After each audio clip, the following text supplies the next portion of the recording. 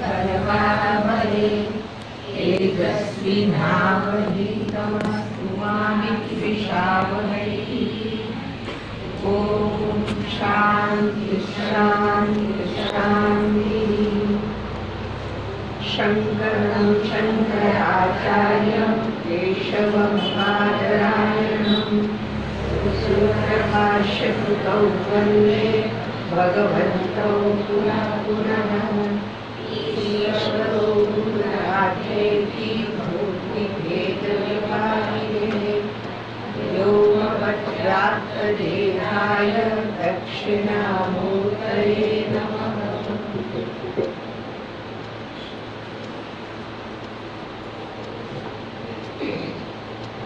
ओम ईशावास्यमिदं सर्वं यत्किञ्च जगत्यां जगत् तेन त्यक्तेन भुञ्जीथाः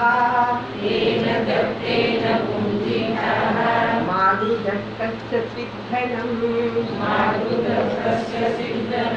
कुर्वन्नेवेह कर्माणि जीविषेत् सततं समाः। एवं त्वयि नान्यथेतोऽस्ति न लिप्यते न कर्म लिप्यते नरे असुर्यानाम ते लोका अन्धेन तमसावृताः ताकुस्ते प्रेत्याभिगच्छन्ति ये के चात्महनो जनाः।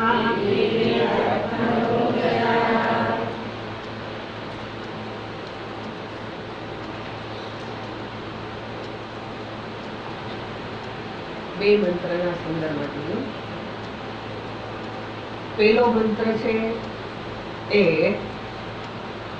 જીવનની દ્રષ્ટિ કેવી હોવી જોઈએ એ બતાવ્યું. બીજું અજ્ઞાની છે પણ વિવેકી છે અને જેને ઈશ્વર પ્રાપ્તિની ઈચ્છા છે તો એના સંદર્ભમાં પણ શ્રુતિએ પ્રતિપાદન કર્યું. ત્રીજો મંત્ર છે એ એવી વ્યક્તિને ઉદ્દેશીને કહેવાયેલો છે કે જે અજ્ઞાની છે અને સાથે સાથે અવિવેકી પણ છે. જેને વિવેક કરતા આવડતો નથી એ વ્યક્તિને શ્રુતિ આસુરી વૃત્તિનો. આસુરી વૃત્તિનું છે એટલે શું છે તો કે એને પોતે કોણ છે એનું જ્ઞાન નથી, પોતાનું જ્ઞાન નથી અને એ અજ્ઞાનને કારણે જે પ્રકારનું જીવન છે એ અંધકારથી યુક્ત છે. એટલે શ્રુતિનો અર્થ થાય છે જે આસુરી લોક છે. શ્રુતિનો ત્રીજા મંત્રનો અર્થ થાય છે આસુરી લોક. એટલે કે જ્યાં આ જીવન પ્રાપ્ત થયેલું છે ત્યાં એ કેવો છે તો કે અજ્ઞાનથી આચ્છાદિત થયેલું છે. અજ્ઞાનથી આચ્છાદિત છે એ લોકો એને માટે શું છે તો કે આત્મઘાતી છે. આત્મઘાત શેને કારણે થઈ ગયું છે તો કે અજ્ઞાનને કારણે. અર્થને જોઈએ છીએ આપણે પણ એ અજ્ઞાન છે અને અજ્ઞાનને કારણે જ એવા ને એવા જ શરીરની એ પ્રાપ્તિ કરતો રહે છે. બરાબર.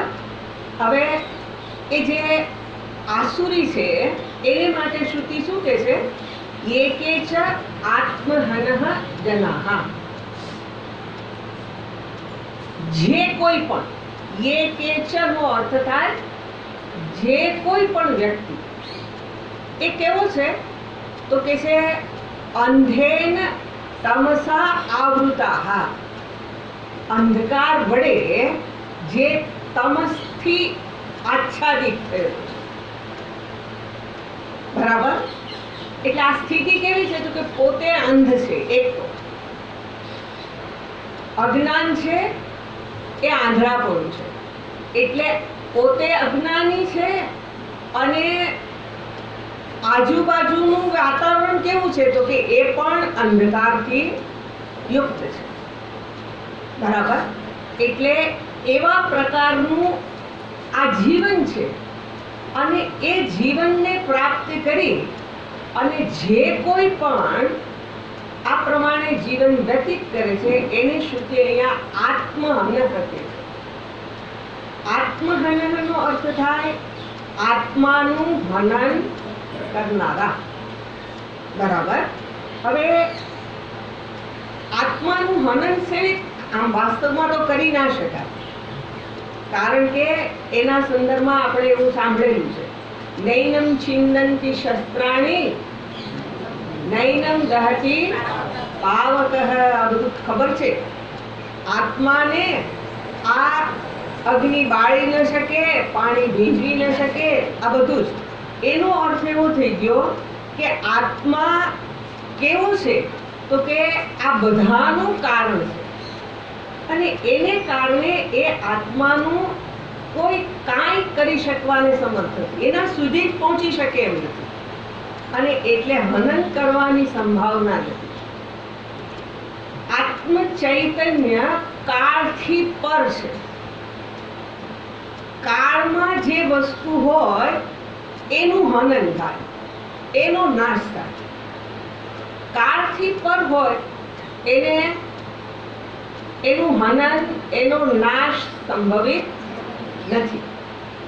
એને વૃદ્ધાવસ્થા ઇત્યાદિ પણ આત્માની નથી અને એટલા માટે આજે આત્મહનન અર્થાત આત્માની હિંસા કરવી એ શબ્દનો અર્થ આપણે જેવું હનન કહીએ છીએ નાશ કરવા રૂપી, એવું અહીંયા અર્થ નથી. ગૌણ અર્થ છે. પેલો મુખ્ય અર્થ કહેવાય કે આત્માનું હનન કરવું એટલે એનો નાશ કરવો, એને રહેવા ન દેવું, પણ કે એવું સંભવિત નથી. આત્માની હિંસા શક્ય નથી. તો ગૌણ અર્થમાં હિંસા એ શબ્દનો અર્થ જોઈએ તો કોઈ પણ વસ્તુનો તિરસ્કાર કરવો, એની ખુલ્લા નિંદા કરી દેવી અથવા તો એનું અપમાન કરવું, આ વસ્તુ એ વસ્તુનું હનન કરવા બરાબર છે. દાખલા તરીકે આપણે એવું કહીએ કે કોઈ વ્યક્તિ પ્રામાણિક હોય અને એની ઉપર ભ્રષ્ટાચારનો આરોપ મૂકવામાં આવે તો એ શું થઈ ગયું કહેવાય? એનું હનન કરવું. કેવી રીતે હનન કર્યું? તો કે એ વ્યક્તિ તો પવિત્ર છે પણ એની માથે આરોપ મૂક્યો કે આ પ્રકારનો વ્યક્તિ છે. એવું મહાભારતની અંદર છે એક દ્રષ્ટાંત જે આપણે ગયા વખતે જોયું હતું. ગયા વખતે દ્રષ્ટાંત જોયું હતું અર્જુન અને યુધિષ્ઠિરના સંદર્ભમાં. વાર્તા નહીં કરું કારણ કે મારે તો આગળ જવું છે, પણ ટૂંકમાં કહું તો અર્જુનની પ્રતિજ્ઞા હતી કે એના ગાંડીવનું કોઈ અપમાન કરે તો એની એ હિંસા કરશે, એને મારી નાખશે. યુધિષ્ઠિરજીને વડે કંઈક ઘસાતા શબ્દો બોલાય. હવે અર્જુન મોટા ભાઈને પિતા સમાન સમજે તો એની હિંસા ના કરી શકે, એને મારી ના શકે અને પોતે એને મારી ન શકે તો પોતાની પ્રતિજ્ઞા જાય. એટલે એ મૂંઝાયા કે હવે મારે શું કરવું? ભગવાને એનો રસ્તો બતાવ્યો કે તું એનો તિરસ્કાર કરી દે, એની હારે તોછડાઈથી વર્તી દે. જે માનને યોગ્ય છે એની સાથે તિરસ્કાર પૂર્વક વર્તી દે તો શું થઈ ગયું? તો કે એનું હનન છે. એટલે જે વસ્તુ એનું જે અપમાન કરો અને અપમાન કરવાથી, તિરસ્કાર કરવાથી એ શબ્દના અર્થનો થઈ જશે અર્થ એનું હનન કરવું. બીજું છે વસ્તુને વિપરીત સમજવું. જે વસ્તુ જેવી હોય એવી ના સમજવી. દાખલા તરીકે પેલો ડોક્ટર હોય, ઓપરેશન કરતા હોય, તો એ ડોક્ટરનું પાસેના જે હથિયાર છે એ તો વ્યક્તિને મદદ કરવા માટે છે, એને એની સમસ્યામાંથી બહાર કાઢવા માટે છે. પણ એ જો હિંસા કરવા માટે એનો પ્રયોગ કરવામાં આવે તો શું થઈ ગયું? એ છરીનો તો કે એનો દુરુપયોગ કર્યો. અથવા તો એને આપણે એવું લઈ શકીએ કે એ ડોક્ટરના સાધનનો ઉપયોગ પેન્સિલની ધાર કાઢવા માટે, એની અણી કાઢવા માટે કર્યો, તો એનો દુરુપયોગ કર્યો. એટલે આ પણ દુરુપયોગ કરવાના સંદર્ભમાં એની હિંસા થાય. અથવા તો એક પેલું વાર્તા છે પારસમણીના સંદર્ભે, કે મહાત્માએ કોઈને ગરીબ સમજી અને પારસમણી આપ્યો. હવે પારસમણીએ શું ખબર ન હોય અને વ્યક્તિએ એ પારસમણીથી પોતે સમૃદ્ધ થઈ શકે એવો હતો, એને બદલે એને એમ થયું કે મહાત્માએ દીધું તો હવે આને શું કરવું મારે, એટલે એને ચટણી વાટી. મહાત્મા ફરતા ફરતા પાછા આવ્યા ત્યારે ખબર પડી કે આ તો એવો ને એવો, એના ઘરમાં તો આટલી વસ્તુ વધી નથી. એટલે ખબર પડી કે એણે એ પારસમણીનો ઉપયોગ ચટણી વાટવા માટે કર્યો. તો આ વસ્તુનો શું કર્યું કહેવાય? દુરુપયોગ. દુરુપયોગ કરવો એ પણ પારસમણીનો દુરુપયોગ કહેવાય. એ પારસમણીની હિંસા થઈ કહેવાય. અહીંયા બીજી ખુરશીઓ છે પાછળ, કનુભાઈ એ ખુરશીઓ થોડી કાઢી દો એટલે કોઈ આવે તો.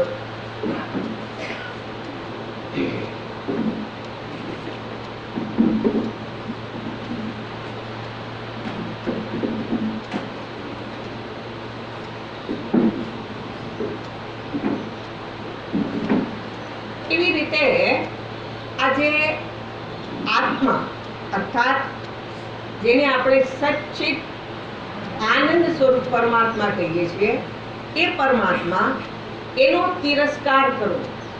એનો તિરસ્કાર કરવો એટલે પોતાને સુખી, દુઃખી, શોકગ્રસ્ત, અલ્પ, મરણ ધર્મવાન આવું સમજી લીધું.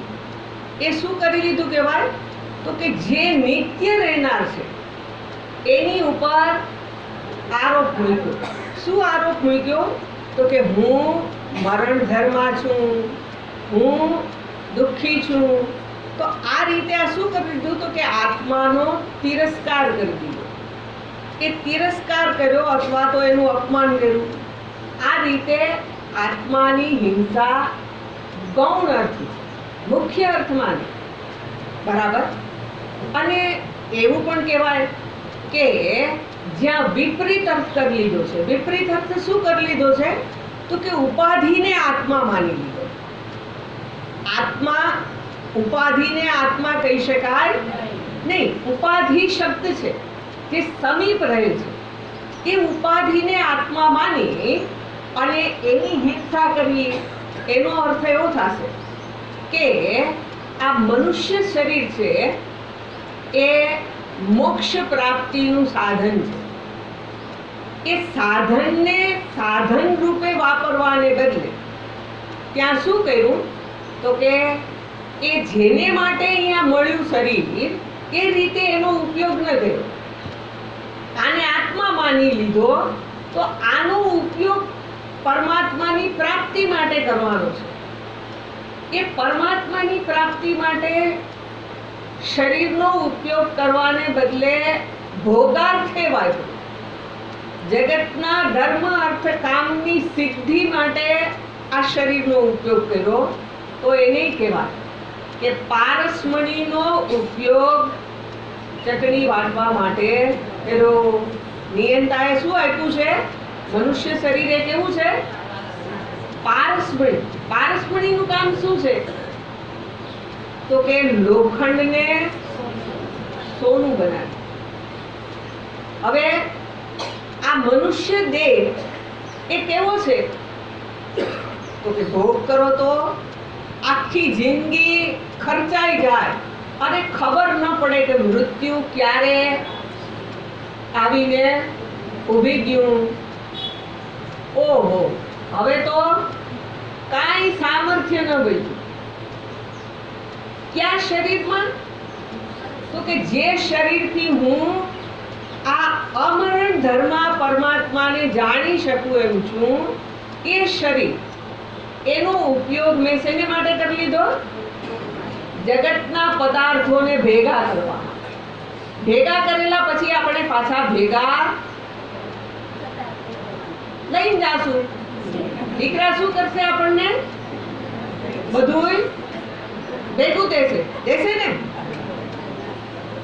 હશે ઈ બધુંય.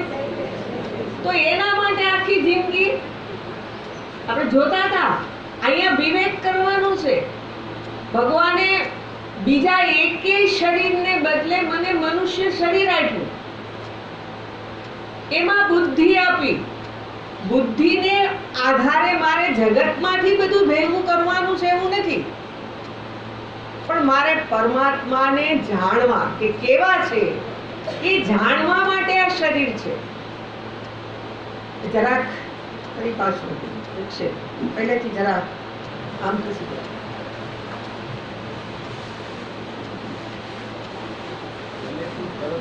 પેલાથી બેસવું એટલે ન આવે તો કાંઈ વાંધો નહીં, પણ ગીર્દી કરીને ના બેસા. તમે પેલા આવ્યા છો અને પછી દુઃખ ભોગવો એવું ના કરતા. બેસજો આરામથી. આપણે કલાક બેસવું હોય તો સુખપૂર્વક બેસાય.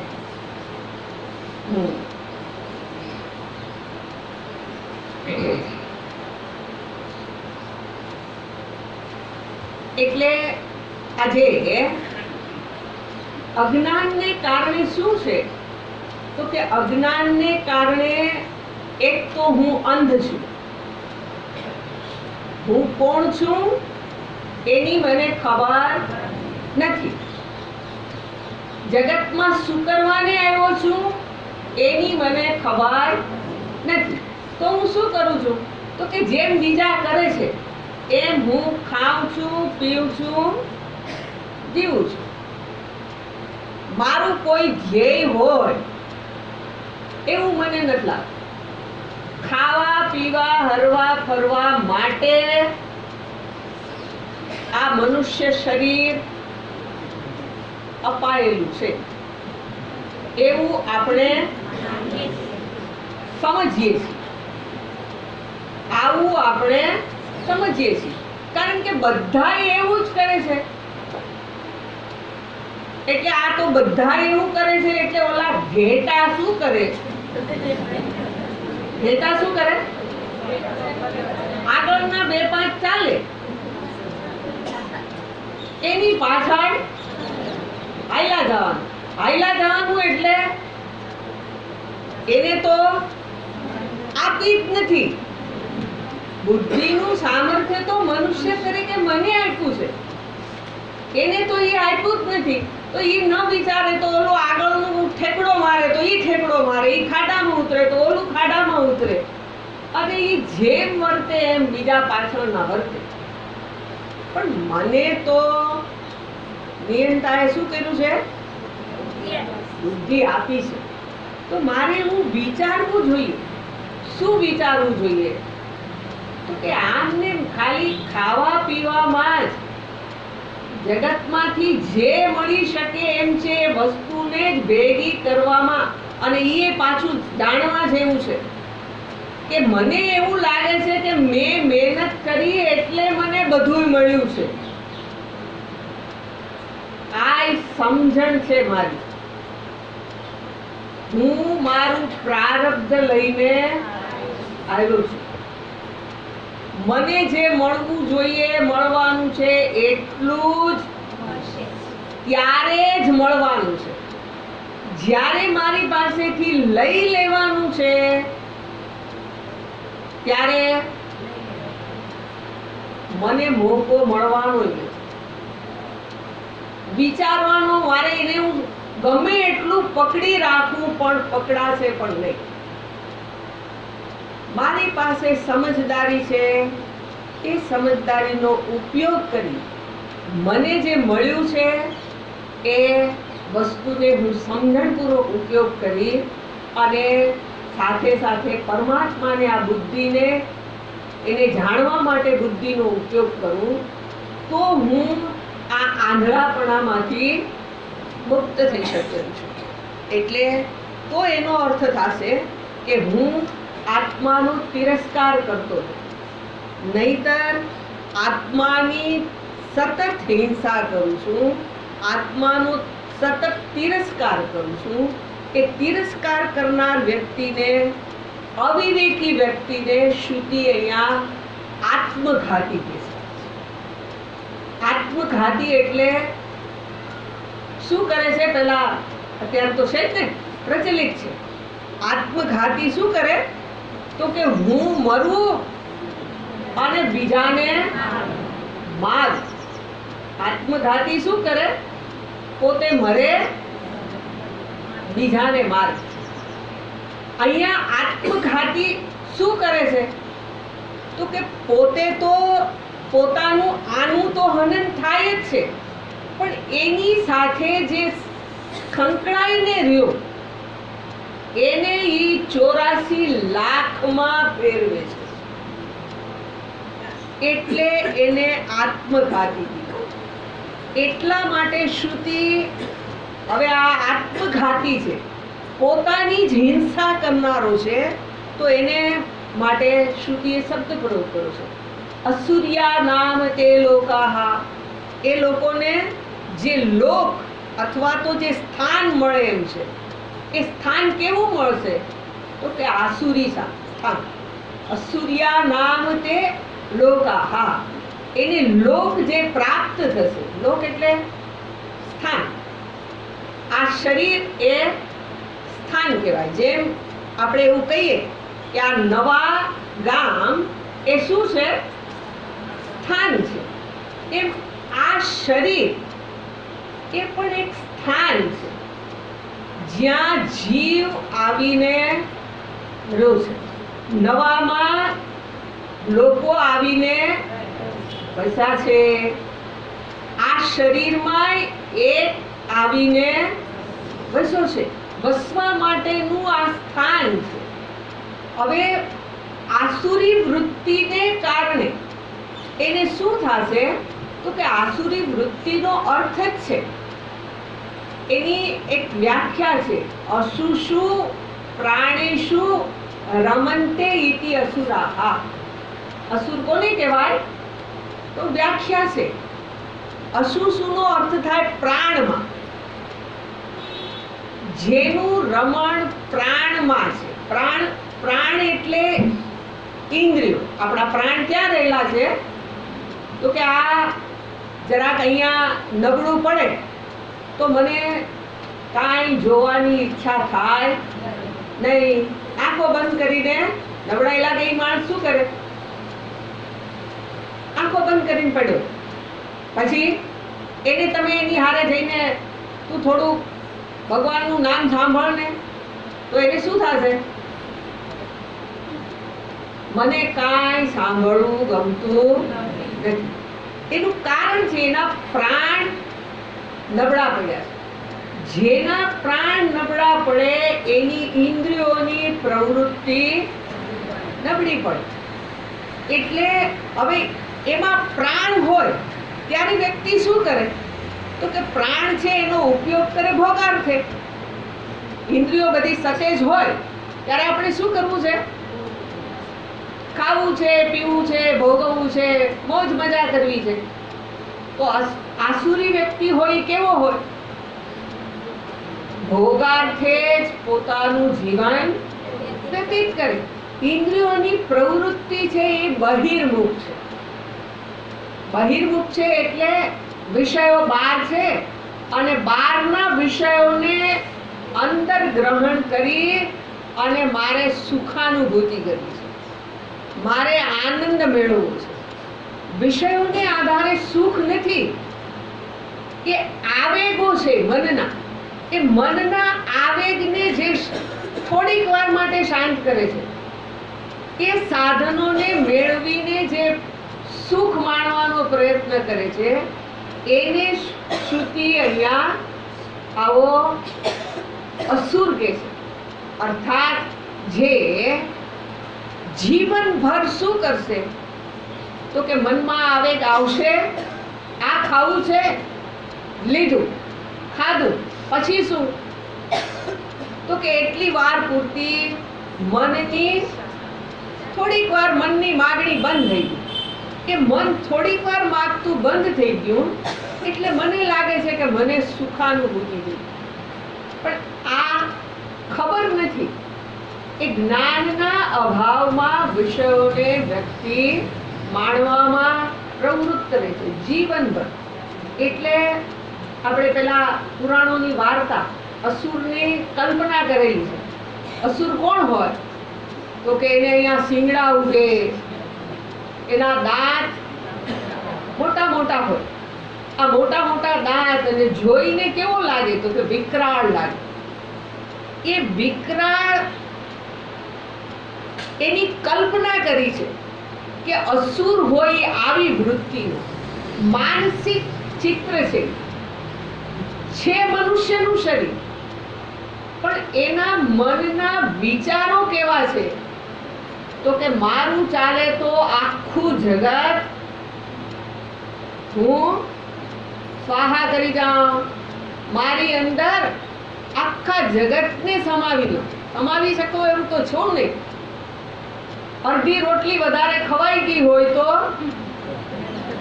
ઈ પચે એમ નથી, અને મારે આખા જગતને ખાવું છે.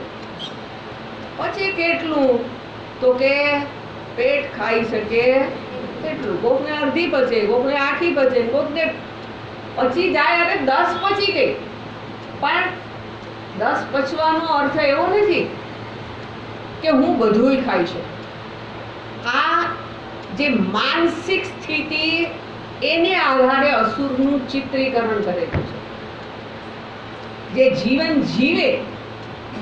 જીવે ને અસુરો તપ પણ કરતા, આપણે ન કરી શકીએ એવું. અસુરોની વાર્તાઓ જે આપણે સાંભળીએ છીએ પુરાણોમાં, આપણે ન કરી શકીએ એવા તપ એણે કરેલા છે. પણ એ તપ વડે એણે શું કર્યું છે, તો કે તપ વડે કાં તો એ પોતાના શરીરને કષ્ટ આપે, કાં તો એ જગતને આપે.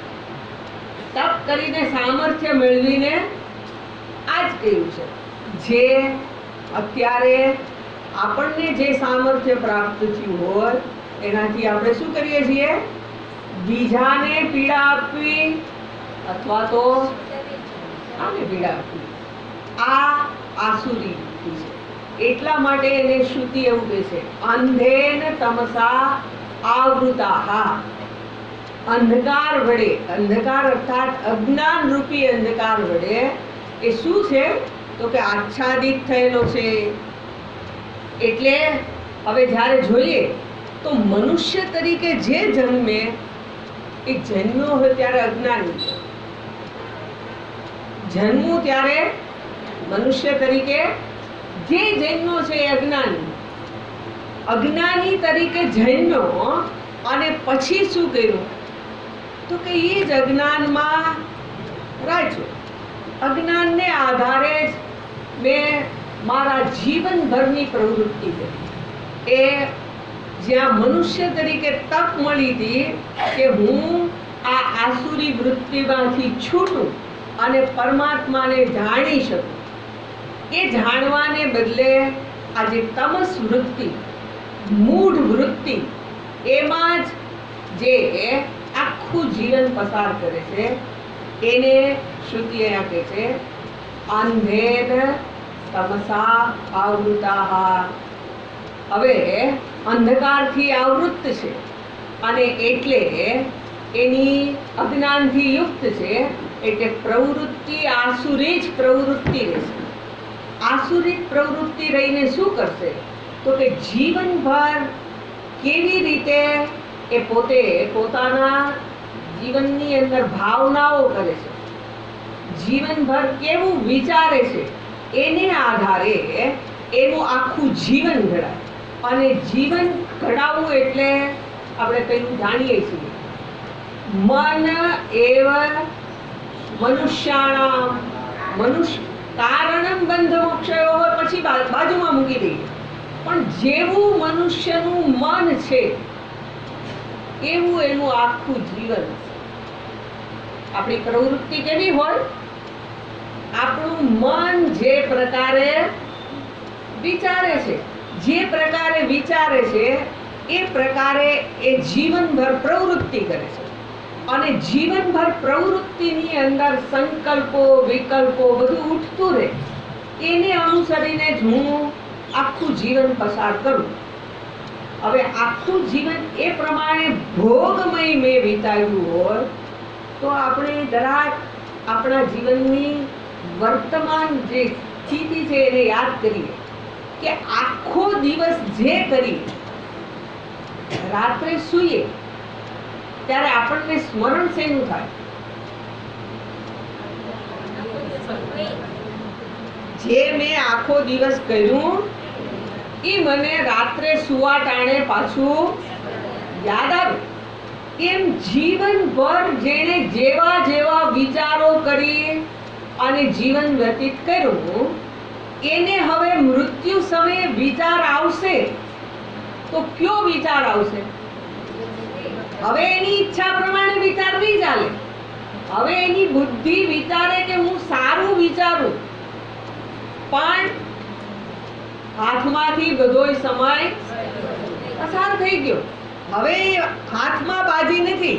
આપણે તમે તો ખબર નહીં પણ મેં તો એવા જોયા છે. આપણે એને કહીએ ને કે હવે ભગવાનનું નામ બોલો, રામ નામ બોલો, તો ઓલા કહેશે કે નહીં નથી બોલવું. શું નથી બોલવું? તમારું કામ થઈ જશે.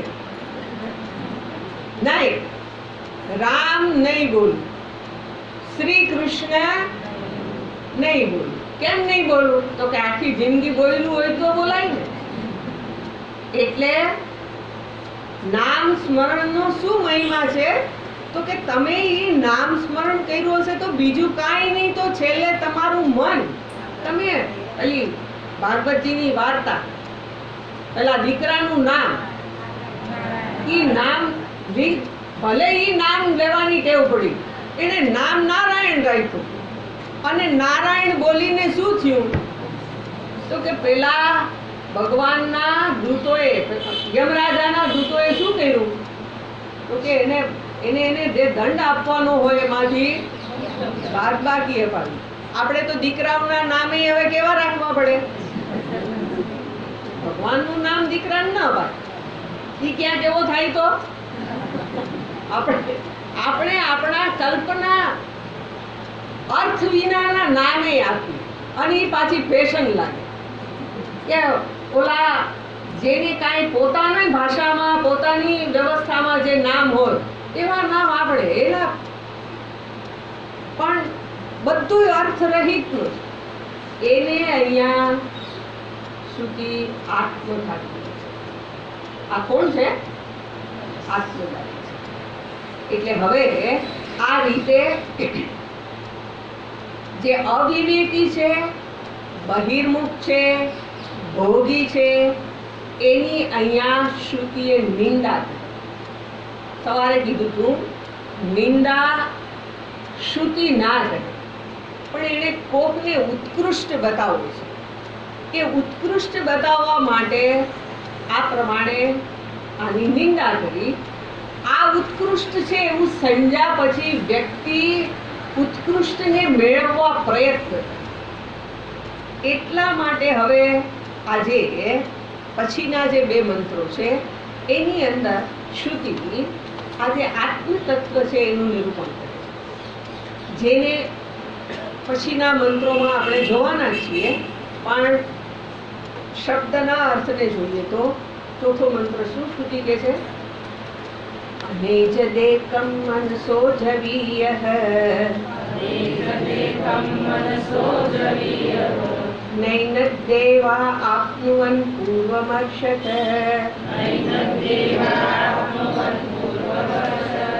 तद्धावतोऽन्यानत्येति तिष्ठत तस्मिन्नपो मातरिश्वा दधाति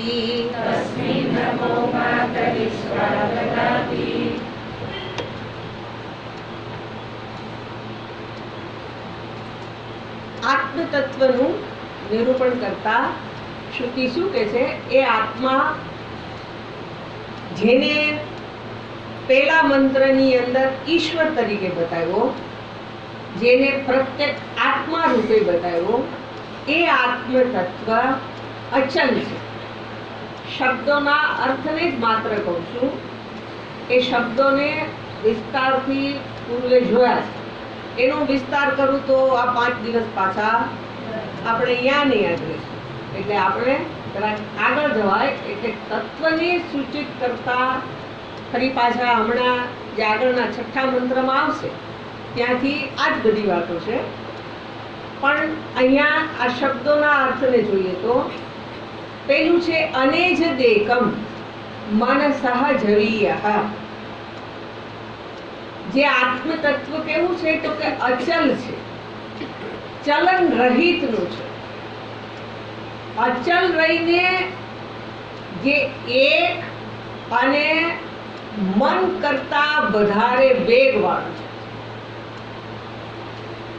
આપણું મન કેવું છે તો કે એની અંદર એટલો બધો વેગ છે, ફોર્સ છે કે એ અહીંયા બેઠા બેઠા વિચારતા વિચારતા કોઈક શબ્દ આવે, કોઈ વાક્ય આવે તો એ ક્યાંયથી એનું અનુસંધાન કરી લે છે. ભૂતકાળની અંદરથી લઈ આવે વાતને, ક્યાં દૂર દેશમાંથી લઈ આવે.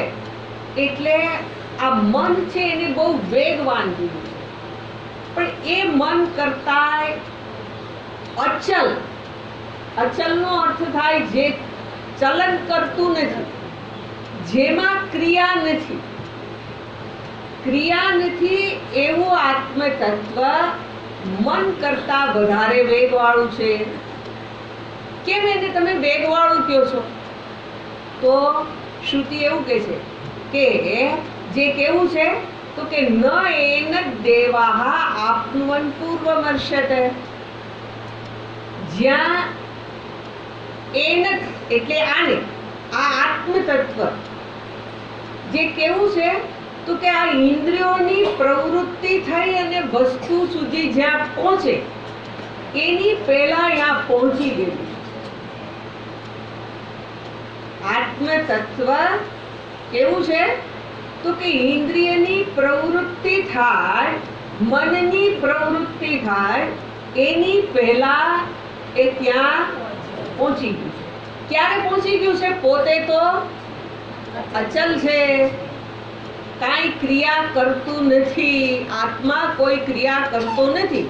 પણ જ્યાં ઇન્દ્રિયોની મનની પ્રવૃત્તિ થાય એ અહીંયા પહોંચે એની પહેલા આત્મા તો ત્યાં હાજર જ છે.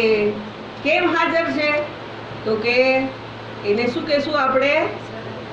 સર્વવ્યાપી છે. આત્મા સર્વવ્યાપી છે. હું જ્યાં જાઉં ત્યાં આકાશ મારી પહેલા હાજર જ છે. ઘરે હતો તો આકાશ હતું, અહીંયા આવ્યું તોય આકાશ છે.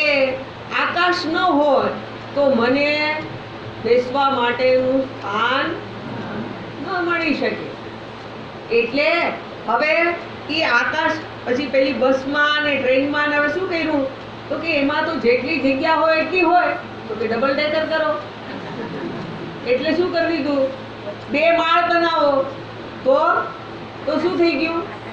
આકાશ પાછું આપણે વધારી લીધું. આપણે શું કરી લીધું? આકાશની અંદર વધારો કરી લીધો. કેટલો વધારો કરી લીધો તો કે જેટલા માળ બનાવો એટલા.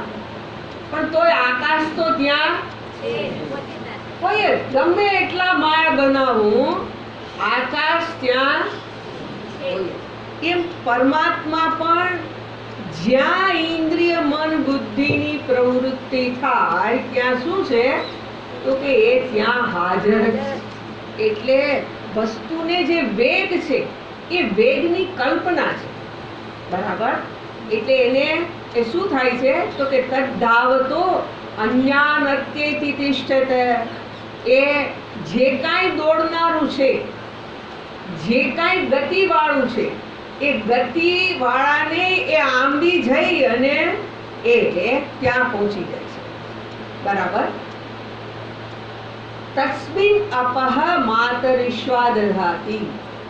તસ્મિન એટલે તેમાં, આ પરમાત્મામાં શું છે તો કે એની અંદર આ જે કર્મોના વિભાગ જે થયેલા છે અથવા તો કર્મોને જે ધારણ કરે છે, માતરિશ્વા એનો અર્થ કરેલો છે કે જે વાયુ વડે શું થાય છે તો કે વાયુ છે એ વસ્તુના વિભાગ એને વિભક્ત કરી અને પછી એને ધારણ કરે છે. તો પરમાત્મા આ રીતે શું કરે છે તો કે એની સન્નિધિ, એની હાજરી માત્રથી જ આ પ્રમાણે જગતના દરેક પદાર્થની અંદર વિભાગ કરી અને એણે પોતાની અંદર એ સર્વ વસ્તુને ધારણ કરી છે. બરાબર? આવું કહી દે. એના જ સંદર્ભમાં પાંચમો મંત્ર શ્રુતિ કહે છે. પાંચમો મંત્ર શું કહે છે?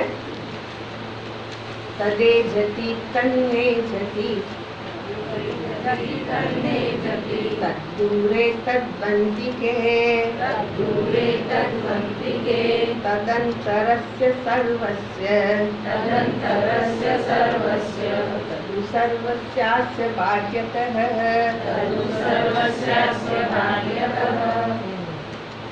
તત એજતિ તત ન એજતિ.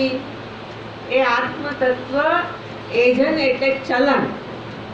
એ આત્મ તત્વ છે એ ચલિત થાય છે અને બીજું કે છે એ ચલિત થતું નથી. વિરોધાભાસી શબ્દ પ્રયોગ કર્યા છે કારણ કે અચલ છે એટલે એ ચલિત થતું નથી. અને ફરી પાછું શ્રુતિ કહે છે કે એ ચલિત પણ થાય છે, જગતમાં ચલન કરનારું છે એ એક છે અને એ જ છે. એટલે આ જેની અંદર ચલન છે એટલે જે નામ અને રૂપ, જેની અંદર વિકારો છે, એ વિકારો બધા પરમાત્માની અંદર આરોપિત છે. પરમાત્મા વિકાર રહિત છે અને જ્યાં વિકારો થાય છે એ વિકારો એની અંદર કરેલો ધ્યાનો છે. એટલે એ જે ચલન કરનાર છે એ પણ એ ચલનની એના આત્મ પ્રત્યેક આત્મ રૂપે રહી અને એને એ સત્તા સ્ફૂર્તિ કરી આપી અને શું કરે છે તો કે એને એ ચલિત પણ કરે છે અને પોતે સ્વયં ચલન રહિત છે. બરાબર? તદ્દૂરે તદંતિકે. એ અંદર પણ છે અને બહાર પણ છે. અંદર અને બહાર કહીએ તો આકાશ અંદર છે, બહાર છે. અંદર અને બહાર શેને આધારે કહેવાય તો કે વચ્ચે તમે એક આડસ ઊભી કરો એને આધારે અંદર બહાર. અહીંયા શું છે તો કે આ શરીરને આધારે આપણે શું કીધું? પરમાત્મા અંદર છે. અને શરીરને આધારે શું કીધું? પરમાત્મા બહાર પણ છે. એટલે જે અંદર અને બહાર એટલે શ્રુતિ શું કહે છે? તદ્દૂરે. દૂર જે કાંઈ છે એ પરમાત્મા છે. અંતિકે મારી સમીપમાં સમીપ કાંઈ હોય તો પણ પરમાત્મા જ છે. બરાબર? તદ અંતરસ્ય સર્વસ્ય તત્કુ સર્વસ્ય અસ્ય બાહ્યતઃ. એની અંદર જ બધું છે અને સર્વની બહાર પણ એ જ છે. એના સિવાય જગતમાં બીજું કાંઈ પેલો મંત્ર શ્રુતિએ શું કીધું તું આપણને? ઈશાવાસ્યમ ઇદમ સર્વમ. આ બધું શું છે? ઈશ્વર જ છે.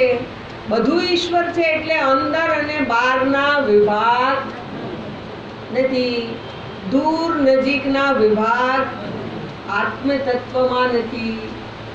આત્મા પરમાત્મા એક અદ્વિતીય છે. એના સિવાય જગતમાં બીજું કાંઈ નથી, બીજું કોઈ નથી. એક પરમાત્મા જ છે. બરાબર. હવે આ એક જ પરમાત્મા આ રીતે અંદર અને બહાર સર્વત્ર રહેલા છે એવું શ્રુતિએ નિરૂપણ કર્યું. હવે આજે શ્રુતિ આ પ્રમાણે આ પરમાત્માને બતાવે છે કે અંદર બહારના વિભાગ નથી. તો અંદર અને બહારના જે વિભાગ છે એ શેનાથી થયા? તો કે અજ્ઞાનને કારણે. આકાશને સર્વવ્યાપી ન જાણવાને કારણે મેં શું કર્યું? અંદર અને બહારના વિભાગ ઉભા કર્યા. બરાબર. એટલે અજ્ઞાન છે એને કારણે શું થયું? તો કે અજ્ઞાનને કારણે જ મનમાં ભેદ બુદ્ધિ જન્મી. આ હું છું અને આ બધા મારાથી જુદા છે. હું અજ્ઞાનને કારણે હું આ છું એવું આપણે માન્યું. હું આ છું એટલે મારી જાતને મેં કેટલી બનાવી લીધી? જેટલું શરીર છે એટલા કદનો મેં મને માની લીધો. અર્થાત પરિચ્છિન્ન માની લીધો. હું કેટલો છું? પરિચ્છિન્ન. અને પરિચ્છિન્નનો અર્થ થશે દેહ, મન, બુદ્ધિ, ઇન્દ્રિયો જેટલા છે એટલો જ હું છું.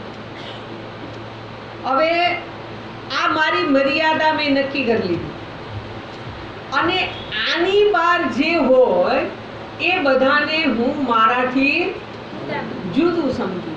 આ ભેદ બુદ્ધિ છે. બરાબર. હવે આ ભેદ બુદ્ધિ જ્યારે હું આ દેહને હું કહું ત્યારે સ્વાભાવિક છે. દેહ હું છું એવી મારી સમજણ હોય ત્યારે શું છે? તો કે સ્વાભાવિક રીતે જ હું આટલો છું, બીજા મારાથી જુદા છે. હું અપૂર્ણ છું અને એટલે પૂર્ણ થવાની મારી ઈચ્છા પણ સ્વાભાવિક છે. બધાને પૂર્ણ કોઈ એમ નહીં કે મારે પૂર્ણ નથી થવું. પૂર્ણ થવું છે પણ કેવી રીતે, શું પૂર્ણ એ મને ખબર નથી. એટલે હવે મારે પૂર્ણ થવું છે. મારી ઈચ્છામાં મને અનુકૂળ બનીને જે રહે એને હું અનુકૂળ કહીશ. મારી સમજણની અંદર જેટલું જેટલું સાનુકૂળ થાય એને હું અનુકૂળ કહું અને એમાંથી જે વિપરીત હોય એને હું પ્રતિકૂળ કહું. આ સમજણ ક્યાંથી આવી? તો કે અજ્ઞાનમાંથી. અજ્ઞાનમાંથી જ અનુકૂળતા પ્રતિકૂળતા. મને આટલું અનુકૂળ છે, આટલું પ્રતિકૂળ છે, તો એ અજ્ઞાનમાંથી આવ્યું. હવે અજ્ઞાનમાંથી જ અનુકૂળ હોય એ મને નહીં ગમે એવું કહીએ. અનુકૂળ છે એ મને ગમશે. વિચારો, હું હાવ તમે ઊંઘી જવા માંડો એમ તો નહીં, એટલે જગાડું. અનુકૂળ હોય એને માટે મને રાગ થશે. પ્રતિકૂળ માટે શું થશે? જે મને પ્રતિકૂળ થાય એને માટે દ્વેષ પણ સ્વાભાવિક જ થાય. ક્યાંથી આવ્યું આ બધું? અજ્ઞાન. અજ્ઞાનમાંથી જ અનુકૂળતા પ્રતિકૂળતા. હવે જુઓ, આ અનુકૂળતા પ્રતિકૂળતા કીધી, રાગ અને દ્વેષ કીધા, સતત હું એને આધીન જ છું. મારી પ્રવૃત્તિ આ રાગ દ્વેષને આધીન છે. હું જે કાંઈ કરું, આંખ ખોલું કે બંધ કરું, હાથ ઊંચો કરું કે નીચો કરું, પગ ધરતી ઉપર મૂકું કે ઊંચો લઈ લઉં, શું કરવાને? આ મને અનુકૂળ છે, આ મને પ્રતિકૂળ છે. પ્રતિકૂળ છે એટલે ફરી પાછું કામ અને રાગ છે, કામ અને દ્વેષ છે. આ બંધન સતત છે. એનાથી મનુષ્ય તરીકે હું શું છું? બંધાઈ ગયું. કોઈએ બાંધ્યો નથી, પણ બંધાઈ ગયો. શેનાથી બંધાઈ ગયો? મારા રાગ અને દ્વેષથી બંધાયો. એટલે આ રાગ દ્વેષ શું કરે છે? તો કે એ મને આ પરમાત્માને જાણવા દેતા નથી, એનાથી મને દૂર રાખે. એટલે આજે ભેદ છે એ દ્રષ્ટિ છે. અજ્ઞાન વસાત જે ભેદ દ્રષ્ટિ છે, એ ભેદ દ્રષ્ટિ મને બીજાથી જુદા પાડે છે. વાસ્તવમાં તો એક જ પરમાત્મા વ્યાપ્ત છે, પણ ભેદ દ્રષ્ટિએ શું કરી દીધું? તો કે અનુકૂળતા પ્રતિકૂળતા કરી, રાગ દ્વેષ કર્યા, અને હું એમાં જ ફસાઈ છું. પણ એમાં ન ફસાય એ મુક્ત પુરુષ. એટલે હવે શ્રુતિ આપણને આવા જ્ઞાની પુરુષની દ્રષ્ટિ કેવી હોય એ બતાવવા લઈ જાય છે. જેને આ આત્માનું જ્ઞાન છે એને કહેવાય જ્ઞાન. જ્ઞાની પુરુષ કોણ છે? જેને પોતાના હું આત્માનું જ્ઞાન છે એની દ્રષ્ટિ કેવી હોય, અથવા તો એને જેને આવી દ્રષ્ટિ પ્રાપ્ત થાય તો એને શું ફળ મળે, જ્ઞાનનું ફળ શું છે એને બતાવવા માટે શ્રુતિ પછીનો છઠ્ઠો મંત્ર કહે છે. શું કહે છે? યસ્તુ સર્વાણિ ભૂતાનિ આત્મન્યેવાનુપશ્યતિ સર્વભૂતેષુ ચાત્માનં તતો ન વિજુગુપ્સતે.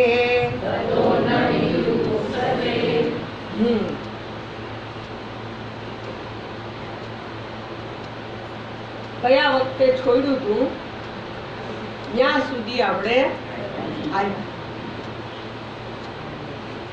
શ્રુતિ શું કહે છે? યહતુ સર્વાણિ ભૂતાનિ. યહ એટલે જે એટલે અધિકારી વ્યક્તિ. યહતુ એટલે પરંતુ જે અધિકારી વ્યક્તિ સર્વાણિ ભૂતાનિ સર્વ ભૂતોને સર્વાણિ ભૂતાનિ આત્મની એવ અનુપશ્યતિ. આત્મની એટલે પોતાનામાં, આત્મામાં, એવ આત્મામાં જ અનુપશ્યતિ. અનુપશ્યતિ એટલે અનુ એટલે પાછળ, એની પાછળ જુએ છે. આમ પાછળ નહીં, પણ પાછળ એટલે કોઈકને અનુસરી. હમણાં જોઈએ છીએ એને અનુપશ્યતિ. શું જુએ છે? તો કે સર્વભૂતેષુ ચ આત્માનમ. સર્વભૂતોમાં, આત્માનમ એટલે પોતાને અથવા તો આત્માને, સર્વભૂતોમાં આત્માને જુએ છે અધ્યાસ. તતઃ ન વિજુગુપ્સતે, પછીથી એ કોઈની ઘૃણા કરતો નથી. એટલે કોઈની ઘૃણા નથી કરતો. એ શું થયું? આત્મજ્ઞાનનું ફળ. જેને આત્મજ્ઞાન થઈ જાય એને કોઈના માટે ઘૃણા ન થાય. આપણને થતી હોય તો આપણે કેવા છીએ? અજ્ઞાની છીએ. બરાબર? આ તો જ્ઞાનીની દ્રષ્ટિ બતાવે છે. બરાબર? હવે જ્ઞાનીની દ્રષ્ટિને બતાવતા અધિકારી બતાવે છે. યહ તું, જે કોઈ એવું, જે ત્રીજા મંત્રમાં આસુરી સંપત્તિ વાળો વ્યક્તિ બતાવે. અસુરી વૃત્તિ જેની છે એવા મનુષ્યને બતાવે. એને શું? તો કે એને આત્મદર્શન ન થઈ શકે, કારણ કે એની વૃત્તિ આસુરી છે. એક પરિચ્છિન્ન પોતાને માની લઈને એને જ સુખી કરવામાં પ્રવૃત્ત થયો છે. એટલે એને આત્મદર્શન થઈ શકે નહીં. તો કોને થાય? તો પેલા મંત્રમાં બતાવ્યું, તેન ત્યક્તેન ભુંજીથાઃ. પેલા મંત્રમાં બતાવ્યું છે કે જે ત્યાગથી શું કરે છે? તો કે જ્ઞાનની રક્ષા કરે છે.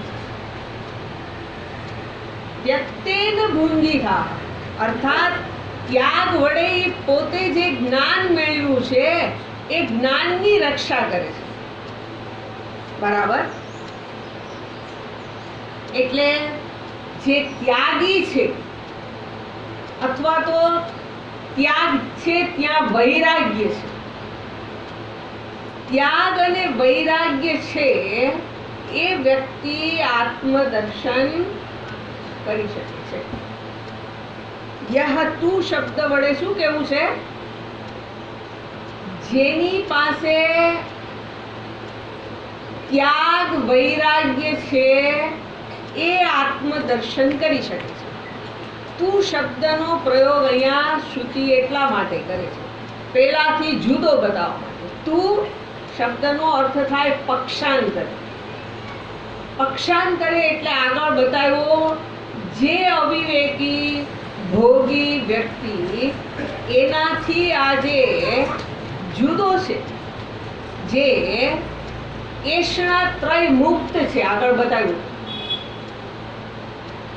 જે ત્યાગી છે એ કેવો છે? તો કે 3 એષણાઓથી મુક્ત થયેલો છે. એટલે પેલા પ્રલોભનો પેલા અવિવેકીને ખેંચી જાય છે, પણ પ્રલોભનથી જે આકર્ષાઈ જતો નથી, પ્રલોભનમાં આવી જતો નથી. એટલે સંસારના ભોગ એને પોતાની તરફ ખેંચી જતા નથી, અથવા તો ભોગની ઈચ્છા એના મનમાં ઉત્પન્ન કરાવતા નથી. વિષયો ભોગેચ્છા જન્માવતા નથી. કેમ નથી જન્માવતા? તો કે વિવેકી છે. વિવેક હોવાના કારણે એ આ સમજી શક્યો છે કે જીવનની બધી જ સમસ્યાના મૂળમાં પોતાના સ્વરૂપનું અજ્ઞાન છે. જ્યારે પણ જે કોઈ સમસ્યા આવે એ સમસ્યાના મૂળમાં હું કોણ છું એ જાણ્યું નથી, પરિણામે સમસ્યા છે. એટલે કાંઈ બનવાથી કે કાંઈ પ્રાપ્ત કરવાથી વ્યક્તિને સફળતા મળી જાય એવું નથી. વિવેક દ્વારા વ્યક્તિ જે પોતાના સ્વરૂપનું જ્ઞાન પ્રાપ્ત કરે તો એને અન્ય કાંઈ મેળવવાની ઈચ્છા ન બચે. કેમ નહીં? તો કે બધું જ ઈશ્વરથી વ્યાપ્ત છે. આવું જેણે જાણ્યું છે એ મુમુક્ષુ છે, એ જ્ઞાની છે. આ યહ તુ શબ્દથી શ્રુતિને બતાવતું છે. એટલે જો શ્રુતિની અંદર એને માટે શબ્દ પ્રયોગ જે ભાષ્ય છે એની અંદર બતાવ્યું છે. યહ એટલે જે, જેનો અર્થ કર્યો પરિવ્રાટ મુમુક્ષુ. પરિવ્રાટ અર્થાત જે પરિવ્રાજક છે, જે પેલો ત્યાગી છે એવો મુમુક્ષુ. ભોગીને આ સંસારમાં જ્યાં જોઈએ ત્યાં બે પ્રકારના મનુષ્ય છે. હવે જરાક યહતું કીધું ને, એની અંદર મુમુક્ષુ હોય પણ એની અંદર એ વિભાગ છે. એક ભોગી છે અને બીજો યોગી છે. ભોગીને જોઈએ છે તો સુખ જ. ભોગી કાંઈ બીજું ઈચ્છતો નથી. વિષયોને ભોગવીને પણ મારે શું જોઈએ છે? સુખ જ જોઈએ છે. સુખ જોઈએ છે અને એ સુખ માટે શું કરું છું? તો કે ધર્મ, અર્થ, કામ, આખું જીવન આ ત્રણ પુરુષાર્થને સિદ્ધ કરવામાં જ વ્યતીત કરું છું. જે ભોગી તરીકે આમાં જ મારી પ્રવૃત્તિ છે, ધર્મ, અર્થ, કામ. હવે બીજો લઈએ, યોગી. યોગી છે એને બહારથી કાંઈ નથી જોયું. યોગીને આંતરિક અનુભવ જોઈએ છે. પેલાને બહાર વિષયોમાંથી સુખ જોઈએ છે. યોગીને સુખ જોઈએ છે ક્યાંથી જોઈએ છે? આંતરિક સુખ જોઈએ છે. આંતરિક એટલે અનુભવવું છે. હવે જો અનુભવ કહીએ ત્યારે એની માટે થોડુંક વેદાંતનું અધ્યયન કરવું પડે. થોડુંક જાણીએ તો આપણને ધ્યાનમાં આવે. અનુભવ કરનારો અનુભવથી જુદો હોય. અનુભવ કરનારો જેનો અનુભવ કરે એનાથી જુદો. હવે કહીએ આપણે યોગી છે પણ એ અનુભવવા માંગે છે. કોને અનુભવવા માંગે છે? સૃષ્ટિના સ્વામી. અનુભવ આંતરિક હોય પણ એ પ્રવૃત્ત થયો છે. આંખ બંધ કરી દીધી, બધા વ્યવહારો રોકી દીધા. એને અનુભવવો છે, ઈશ્વરનો અનુભવ કરવો છે. ક્યાં અનુભવ? ફરી પાછો અંદર. હમણાં જ જોયું, પરમાત્મા અંદરે છે, બારે છે. બાર અનુભવ કરવો છે તો સ્થૂળમાં કરવો છે, અને આંતરિક અનુભવવો છે તો સૂક્ષ્મમાં. પણ અનુભવ એટલે જે એની મર્યાદા નક્કી કરનાર છે. કોની મર્યાદા કરી દીધી? પરમાત્માની. જે સ્વયં મર્યાદિત નથી, એને હું આ રીતે જાણવા માંગુ છું.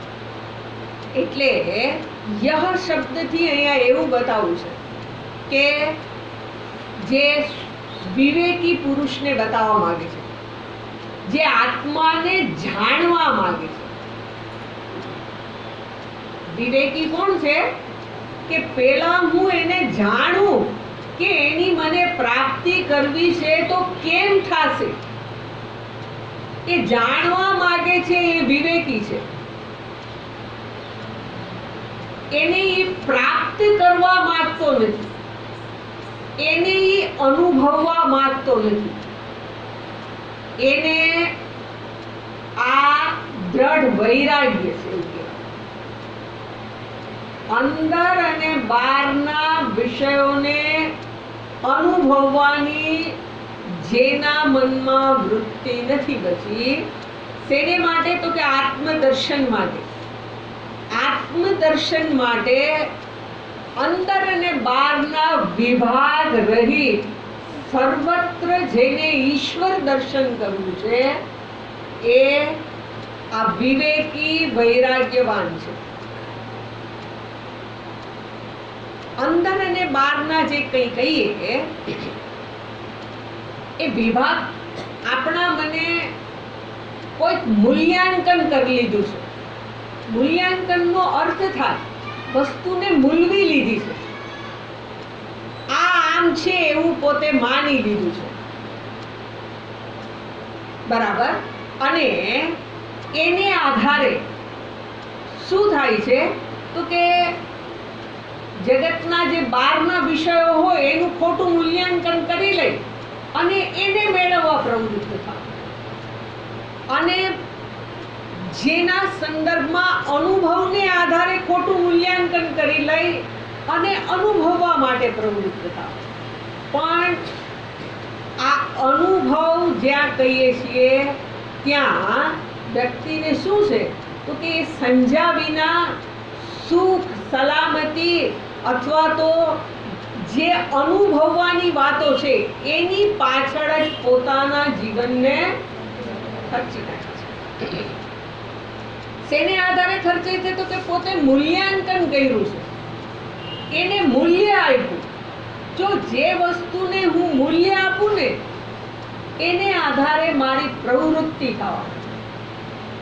મારી પ્રવૃત્તિ શેને આધારે થાય? હું જે વસ્તુને મૂલ્ય આપું. કોકને માટે રાગ થાય મનમાં, એની અંદર કંઈક ગુણ જોઈ લીધા, જો એ મૂલ્યાંકન છે. એમાં ગુણ જોયા એટલે એની પાછળ પાછળ એ મૂલ્યાંકન છે. બીજું મૂલ્યાંકન આપણે વિપરીત રીતે કરીએ છીએ. એની અંદર દોષ જોયા, વસ્તુમાં, વ્યક્તિમાં કે પરિસ્થિતિમાં, એમાં દોષ જોઈ લઉં એટલે એ મૂલ્યાંકન છે. હવે શું કરીશ એનાથી? બારીશ. મૂલ્યાંકન કરું, વસ્તુનું મૂલ્ય આંકું, એને આધારે એની પાછળ જાય અથવા તો એનાથી દૂર જાય. તો એ જે એનાથી પાસે અને દૂર જવું એ વૈરાગ્યનો અભાવ બતાવે છે. મૂલ્યાંકન યોગ્ય નથી થયું. યોગ્ય મૂલ્યાંકન થાય તો વસ્તુ જેવી છે એવી દેખાય. એનાથી નથી ભાગવાનું, નથી એને વળગવાનું. એટલે આજે આવી સમજદારી જે છે એનું નામ છે વૈરાગ્ય. અને જ્યાં જ્યાં આ વૈરાગ્ય હશે કે જે વસ્તુની સાથે વ્યક્તિ જોડાય, એની સાથે સંબંધ સ્થાપિત કરે તો એનાથી બંધાય. યોગ્ય મૂલ્યાંકનથી વસ્તુની સાથે વ્યક્તિનું બંધન થઈ જવાનું સંભાવના નથી. એટલે આ યહ તું શબ્દ વડે એવો અધિકારી બતાવવો છે કે જે બીજા બધા જ અધિકારીથી વિલક્ષણ છે. અહીંયા યહ પરિવ્રાટ મુમુક્ષુ શબ્દ જે કીધો છે એનો અર્થ થાય જે મુમુક્ષુ, જેને શું થયું છે તો કે ઈશાવાસ્યમ ઇદમ સર્વમ આ જે ઉપદેશ આપ્યો છે એ જ્ઞાન અર્થાત આત્માનું જે જ્ઞાન છે એને ઓળખવાની જેના મનમાં જિજ્ઞાસા જન્મી છે એવો કોઈ પણ વ્યક્તિ એ મુમુક્ષુ છે. હવે એ મુમુક્ષુ શું કરશે તો એને પછીના યહતુ પછી બતાવ્યું છે સર્વાણી ભૂતાની.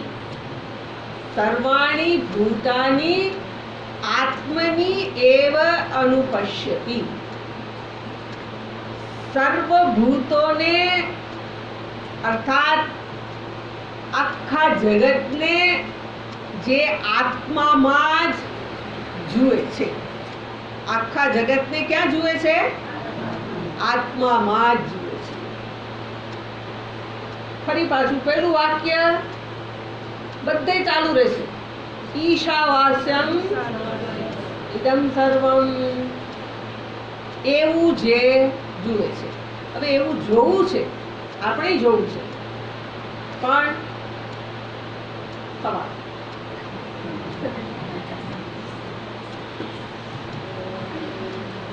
પૂર્ણમદ પૂર્ણમિદં પૂર્ણાત પૂર્ણમુદચ્યતે પૂર્ણસ્ય પૂર્ણમાદાય પૂર્ણમેવાવશિષ્યતે. ઓમ શાંતિ શાંતિ શાંતિ. હરિ ઓમ શ્રી ગુરુભ્યો નમઃ. હરિ ઓમ.